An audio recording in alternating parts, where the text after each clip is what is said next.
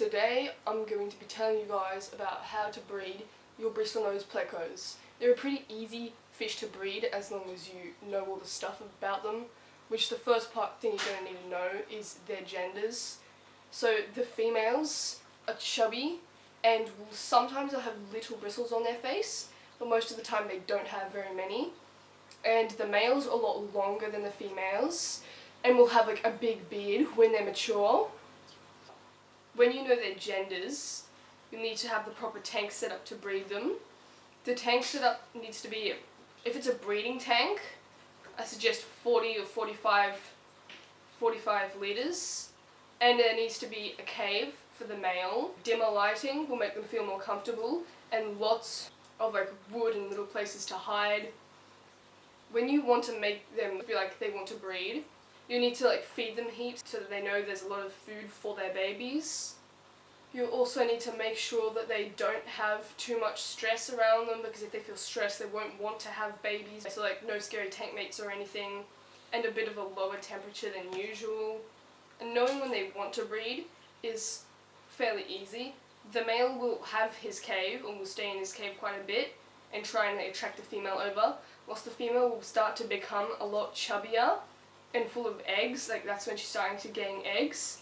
And when they are ready to breed, the male will attract the female and she will come into the cave, and he will then block the entrance, and the female will lay over her eggs and the male will fertilise the eggs.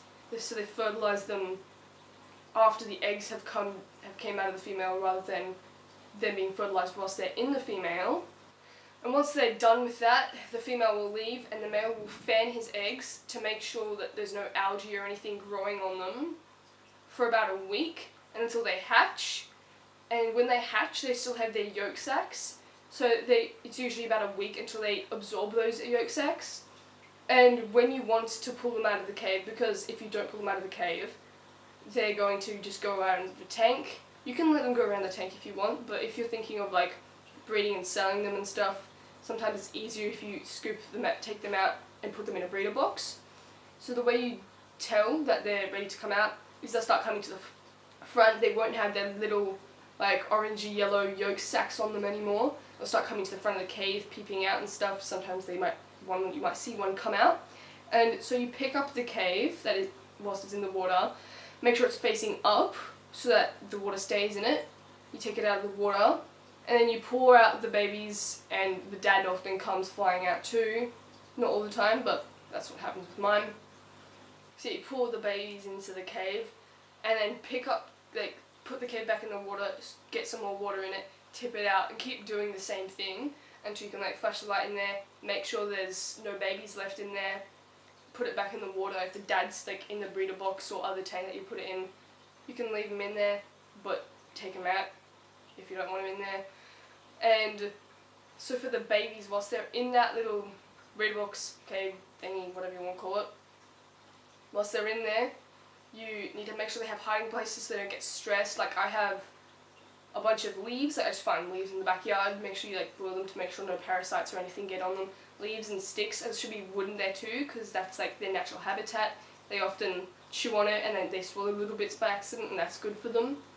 And yeah, and the babies will usually, after the 2 weeks, I usually wait a day or two, and that's when they'll start eating.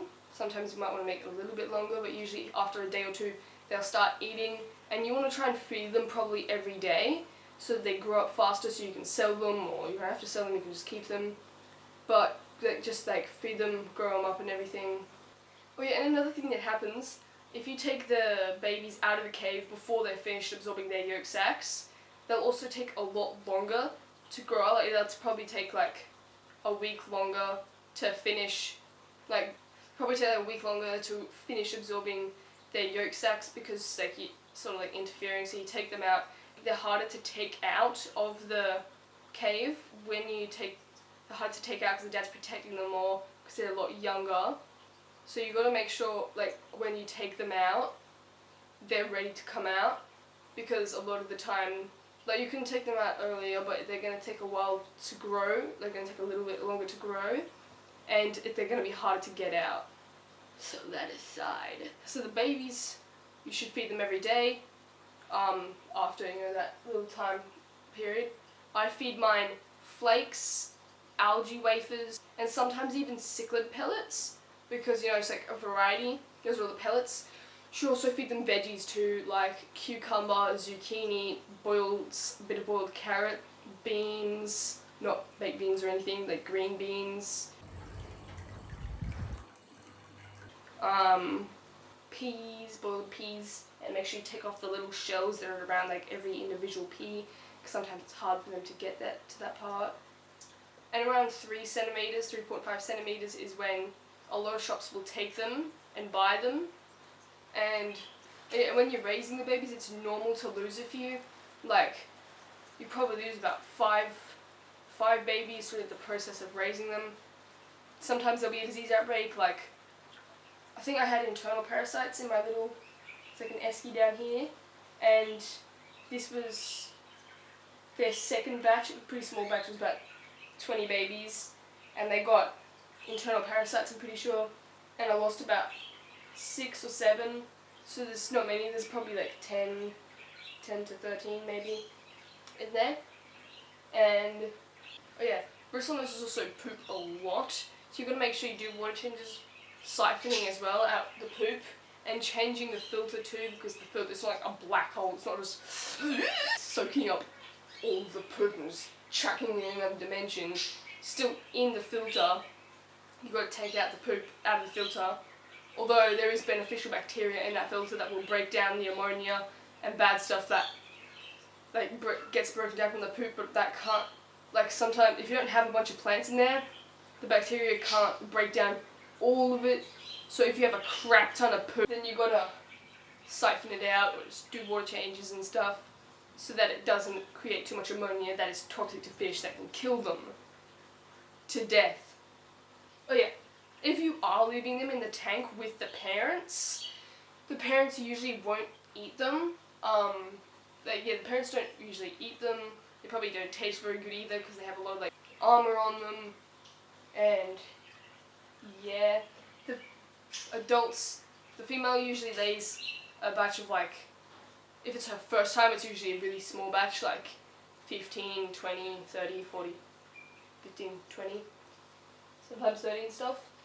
And sometimes they lay batches of like 100, like sometimes it's a crazy amount. But you will sometimes get babies born with deformities or they're just not strong enough to survive, so you will lose some.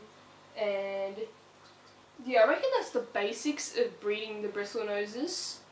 If you have any questions, just leave them in the comments. This is my first video, so it might not be that amazing, but it's basically just the basics of breeding Bristlenoses. So. Okay, fish.